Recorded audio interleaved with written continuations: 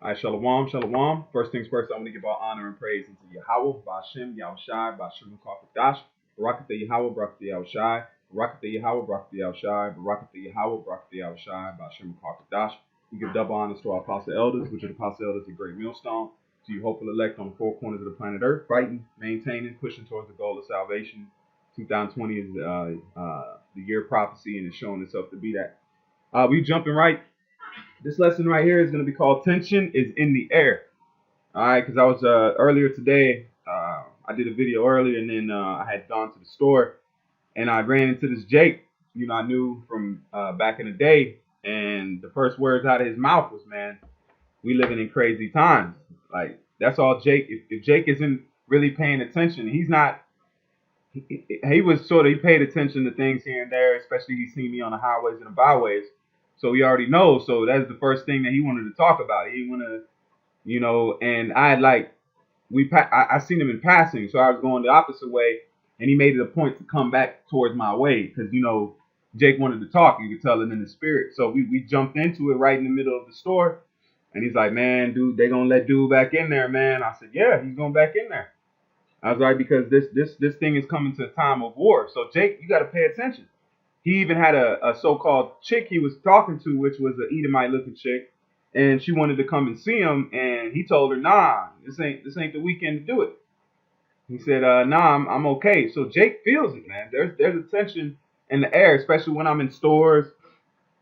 You can tell there's a different vibration on Esau, because as soon as he gets in there, they're gonna notice his 4 years he ain't getting another four, so they're gonna go extra hard on their racism. They're gonna go extra hard on their so-called their hatred, man. They're gonna go hard on that because they feel like Jake is coming up on a level. So they say Black Lives Matter is their enemy, so they say you Negroes are their enemy. Your lives don't matter, man. So that's what Esau's on. But that's the Lord putting strong delusions on this man. Delusions of grandeur.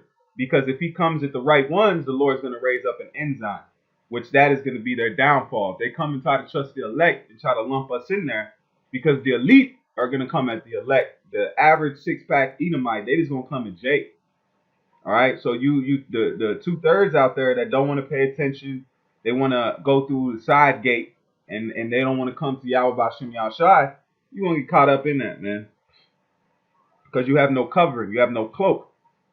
All right. You have no protection, no hedge in that time, because you're out there. You got to come into the straight gate. If you're a sheep, you got to come into the stall. You got to come into the pasture that is fenced in, that protects you from the outside elements. So let's jump into the word tension. The word tension, it says what? The act of stretching or straining. The Lord's pulling the reins of these Edomites, the Egyptians, the modern day Egyptians. All right, not the Hamites, but that standing in the stead of Egypt in that rulership. All right, that's why if you read Revelations 11, it says where their dead bodies were crucified, which is spiritually called Sodom and Egypt, where also our Lord was crucified. So this is Egypt all over again. All right, and who's ruling in Egypt is these Edomites. Esau's the new Pharaoh. All right, just like Moses went to Pharaoh, told him let my people go, and the Lord hardened Esau's heart, and he hasn't let us go. Now he wants to entreat us worse.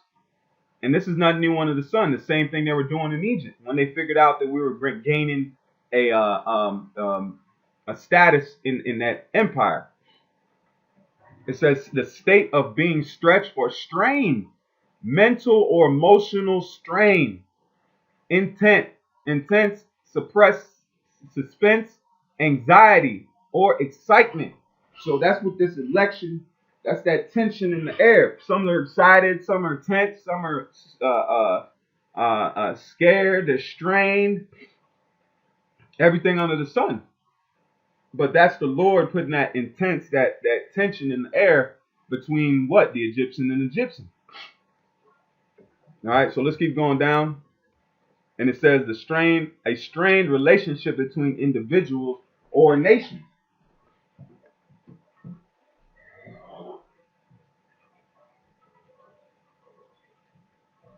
And you see that now. And you see that now more than ever, man. There's a very ominous tension in the air, man, because hey, we know what it's from. The Lord has, it says he do nothing but he revealeth the secrets unto the servants, the prophets. So the prophets are well aware of what's going on before it happens. So we knew this was going to come. Read Matthew 24, uproars of the people. All right, all this is to lead to the downfall and the salvation of the elect, the downfall of Esau and the salvation of the elect. So let's go through some precepts. Lord willing, this is an edifying lesson and it builds you up, man. This is Isaiah 19 in verse 2. It says, and I will set the Egyptian against the Egyptian. The Lord, Yahweh Bashem Yahushua, is setting the stage. He's the one putting the tension. He says, and I will set the Egyptian against the Egyptian. All right. They shall fight everyone against his brother and everyone against his neighbor, city against city and kingdom against kingdom. And what do you have here? Look at the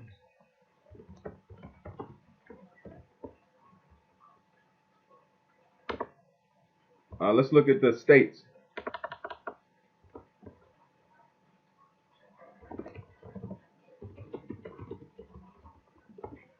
Look. This is the image I want to show you. This is the red and blue states. You got city against city, man.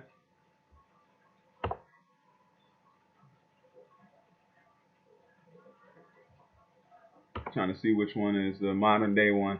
Either way, it hits the point to show you that you got city against city. You got state against state. You got racist states, more racist than others. All of it's racist, but they hide it in different ways, man. So that's showing you that the Lord is fulfilling that. He's putting these states. At the end of the day, Babylon the Great is one big city, but you got people in different states that's fighting against different states, and you know, one's Democrat, one's Republican. That's all the Lord putting that tension. It says, and I will set the Egyptian against the Egyptian, and they shall fight everyone against his brother and everyone against his neighbor, city against city and kingdom against kingdom. And the spirit of Egypt shall fail in the midst thereof. See? What's the word for fail? It's baquak, quack, quack, or qua. And it says what? We'll play it. Strong's H1238. Bakek. Bakek. Empty, laid waste, make void, be empty, emptied out. All right, so the spirit of Egypt is going to be lacking, man. It's going to be broken down until the Lord actually breaks this place down physically. It says the spirit of Egypt shall fail in the midst thereof, and I will destroy the counsel thereof, and they shall seek to the idols and to the charmers and to them that have familiar spirits and to the wizards. And that's what you see. The whole church, that's why they kept Halloween going, but they canceled Easter. Because they're showing you they're drawing their power from the left-hand side, man. Because the rulers of this world made it that way. They made sure that so-called Easter wasn't celebrated this year, but Halloween sure got a pass, man. You know, because they're showing you where their spirit and what they really hold important. It says, an Egyptian will I give over into the hands of a cruel lord and a fierce king. Let's hit on that. And let's jump here to, because let's show examples of the Lord doing this to our enemies, man. All right, the Lord has worked this way in the past. That's why it says everything is written for our learning. By patience and faith. This is Judges 9 and 23. Let's go to 22. It says, and Abimelech had reigned 3 years over Israel, and the Most High sent an evil spirit between Abimelech and the men of Shechem, and the men of Shechem dealt treacherously with Abimelech. So I read this to show you that the Lord can put animosity, man. Even he showed that in Israel. All right, showed that in Israel to see how the Lord has control over men's hearts and how things are conducted, man. All right, down to the very point of sanity. So the Lord has the power over your sanity, man. All right, and how can we prove that? This is 1 Samuel 14 and verse 20. Because Esau is going mad right now. That's why he's wearing masks. He's He's getting he's upset about everything. You got Karens that's going off the Richter. Why are they doing that? The Lord is putting that spirit on them, just like He put the spirit of madness on us. That's why Jake is at the street smoking crack and dancing around, acting the most, man. Because the Lord has put a vile spirit on us. That's why certain of us fall prey to that type of possession, man. This is 1 Samuel 14 and 20. And it says, and Saul and all the people that were with him assembled themselves, and they came to the battle. And behold, every man's sword was against his fellow, and there was a very great discomfort, or future, or discomfort. Let's get that word. Let's see what that word means.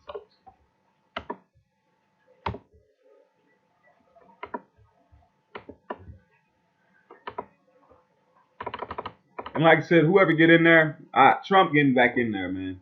He's doing too good of a job in on more than one level. The word there, discomfiture, okay? It says to feeling of unease or embarrassment, awkwardness. Doesn't that not go back to tension?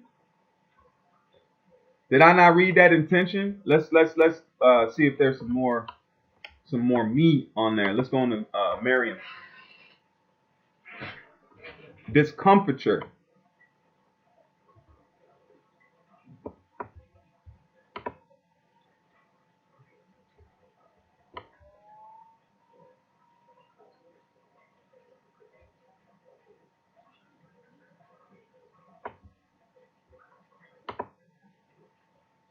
Yep, the act of discomforting, the state of being discomforted, uneasy.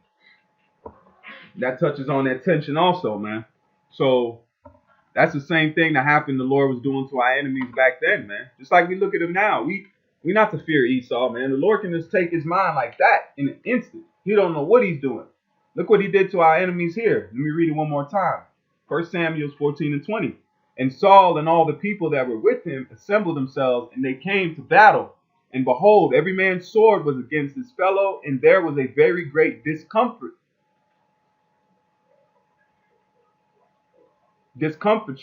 Moreover, the Hebrews that were with the Philistines before that time, which went up with them into the camp from that country round about, even they also turned to be with Israel that were with Saul and Jonathan. Likewise, all the men of Israel which had hid themselves in Mount Ephraim, when they heard the Philistines fled, even they also followed hard after them in the battle. So the Lord confounded them, man. They were ready to go. These were hardened warriors. All of a sudden, the Lord took their mind, man, and took a multitude of their mind. And now they were killing each other.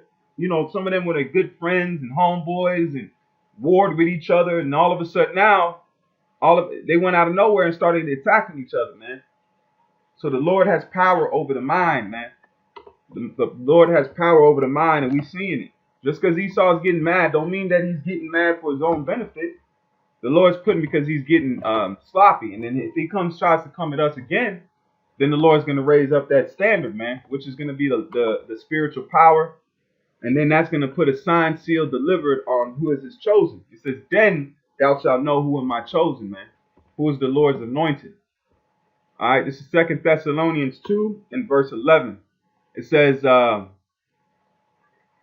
and for this cause, Yahweh shall send them strong delusions, that they should believe a lie. So the Lord can send strong delusions. And even though they see a dude in there, man, that's not for their benefit, because he's going to do certain things that's going to lead to the end of Babylon the Great as you see it. And then the Lord's going to judge, man, because he's saying Trumpers, there's a lot of them are racist, a lot of them are prejudiced, and have no idea that the Lord, the creator of the universe, looks like the same ones that they hate, man. Imagine swallowing that pill when they find that out. The Lord's going to glorify us, man. When they see us flying around, dodging bullets and moving at the speed of light, they're going to know. Then you're going to know you can't go pick that up at the corner store. You can't go get flight at Walmart. You can't order that off Amazon. You can't order spiritual power, man. No matter how many super soldiers you try to put together, it's not going to beat the power of Yahweh Hashem Yahushua, man. No weapon that is formed against you shall prosper. Nothing's going to fight. Nothing's going to harm us, man. Nothing will harm the elect of Yahweh Hashem Yahushua, and the Lord is going to use us to vex you people, man. Abaratazah, we be a part of that chosen number to be able to witness that. That's a great honor, man. That spiritual power is going to be a great honor, and it says, don't be happy because the spirits attain unto you. Be happy that your name is written in heaven, because once you receive that power, you know it's a good chance that you might be of the elect. That's why it says him that endureth unto the end. So you know, even if we receive those powers, we still got to stay on the line and keep honoring Yahweh Hashem Yahushua till he comes and delivers us from these bodies and from this wicked society, man. So there's a tension in the air, and it ain't going away. It's going to get worse. It's going to get intensified. Esau's grasping for straws, man. Let's look what that is. Let's look what that saying means. I've been saying it these past few weeks. So let's get that saying.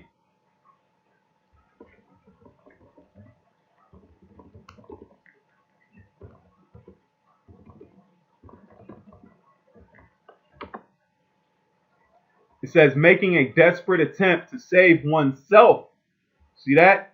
Make a desperate attempt to save oneself. For example, he had lost the argument, but he kept grasping at straws, namely numerous previous cases that had little to do with this one. This metaphoric expression alludes to a drowning person trying to save himself by grabbing at flimsy reeds. Damn. So that's a sit down in itself. I'm going to put that together after this one, man, and go into that. Because Esau's drowning, baby. You know, you drowning in the pool you made. You know, you drowning in the pool you built. You know, you had us build it for you. Now you get to drown in it, man.